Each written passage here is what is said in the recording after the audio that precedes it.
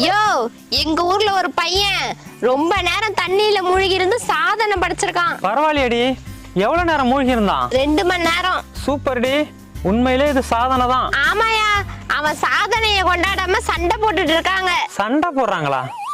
ஏண்டி? அவன் பணத்தை எரிக்கிறதா புதைக்கிறதான்னு. குந்தாணி, ஓடையில குளிக்க போனவன் ஓடையில சிக்கி செத்து இருக்கான். இது உனக்கு சாதனையா?